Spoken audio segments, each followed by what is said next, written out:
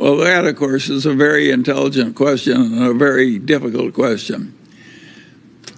When you throw money, when you print money on the scale that modern nations are printing it, Japan, the United States, Europe, etc., we're getting into new territory in terms of size. The Japanese bought back not only a lot of their own debt, but a lot of their common stocks. So the Federal Reserve System, you can't imagine how much money printing Japan has done. And they haven't had all that much inflation, and it's still a very admirable civilization. In fact, you could argue that Japan is one of the more admirable civilizations in the whole world. And in spite of all this very extreme government money printing they've done, and they haven't had terrible consequences. Now they've had 25 years of stasis with living standards not improving very much.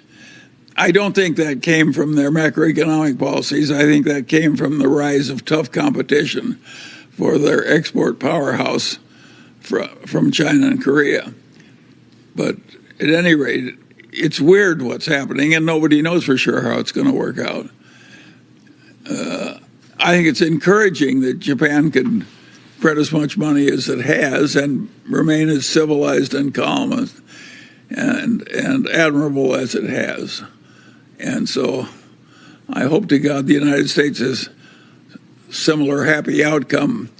But I think the Japanese are better adapted for stasis than we are. I think it's a duty-filled, civilized bunch of people, a lot of them older, not many young people, and they just suck it in and cope. In our country, we have terrible tensions. It's way harder to run a country which is not mono-ethnic like Japan.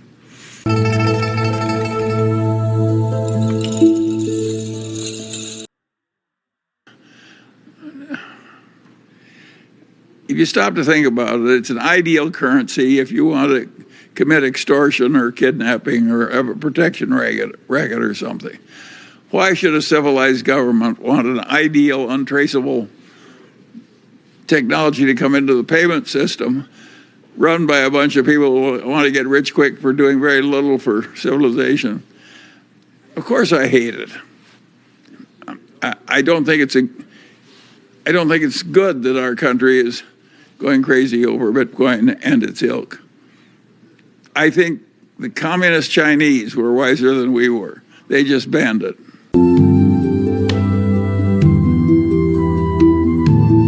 I've always believed that nothing was worth an infinite price. So at even an admirable place like Costco could get to a price where you would say that's too high. But I would argue that if I were investing money for some sovereign wealth fund or some pension fund, and a 30, 40, 50-year time horizon, I would buy Costco at the current price. I think it's that strong an enterprise and that admirable a place. Now, I'm not saying I can't bring myself with my habits to pay these big prices, but I never even think about selling a share of Costco just because it's selling at a high price. So if you stop to think about it, I bought at Christmas time a flannel Well, I think Warren and I have come to tech like some newborn infant that's dragged there. We've had to come because reality has dragged us there. Apple is one of the strongest companies in the world. I judge the strength of the company based on how much the customers love it. And I've got zillions of friends who they'd almost part with their right arm before they'd part with their iPhone. That's a hugely powerful position to be in. And I think Apple is one of the strong companies and will stay a strong company, and I think it's ungodly well managed.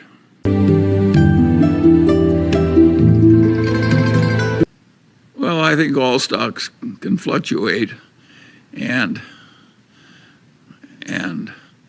I do think banking run intelligently is a very good business, but a very wise man was said on an early occasion, our trouble with banking is we have more banks than we have bankers.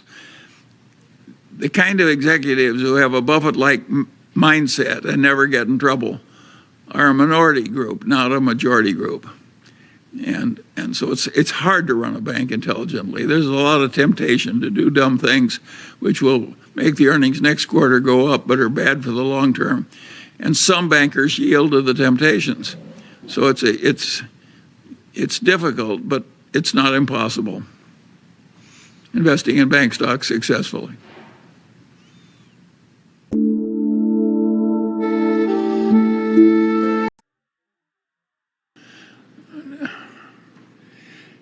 If you stop to think about it, it's an ideal currency if you want to commit extortion or kidnapping or have a protection racket or something. Why should a civilized government want an ideal, untraceable technology to come into the payment system run by a bunch of people who want to get rich quick for doing very little for civilization? Of course I hate it. I don't think it's good that our country is going crazy over Bitcoin and its ilk. I think the communist Chinese were wiser than we were.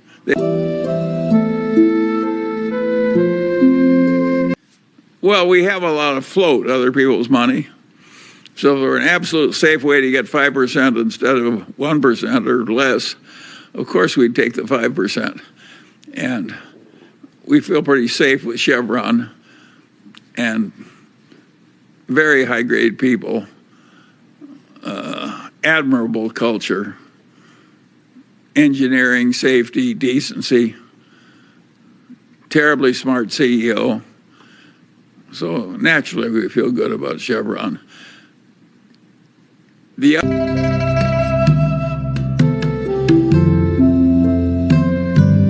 quite important. Part of the success of a company like Costco, and it's been amazing that one little company starting up not all that many decades ago could become as big as Costco did, as fast as Costco did. And part of the reason for that was cultural. They have created a strong culture of fanaticism about cost and quality and so forth, and efficiency and honor, all the good things, and of course it's all worked. And so, of course, culture is very important.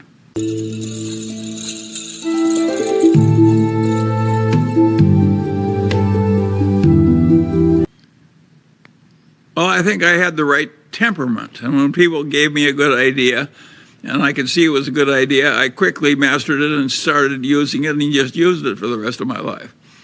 And you'd say that everybody does that in their education, but I don't think everybody does. It's such a simple idea. And of course, without the method of learning, you're like a one-legged man in an ass-kicking contest. It's just not going to work very well. Take Jerry.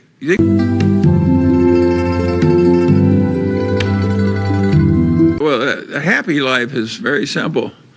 The first rule of a happy life is low expectations. That's one you can easily arrange. And if you have unrealistic expectations, you're going to be miserable all your life. And I was good at having low expectations. And that helped me.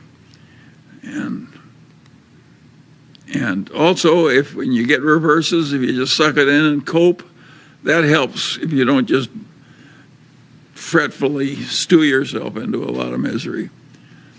And then if there's certain behavioral rules, some of them, Rose Blumkin had quite an effect on the Berkshire culture.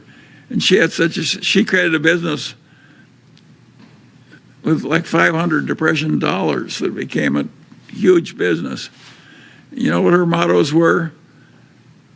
Always tell the truth and never lie to anybody about anything. And those are pretty good rules, and they're pretty simple.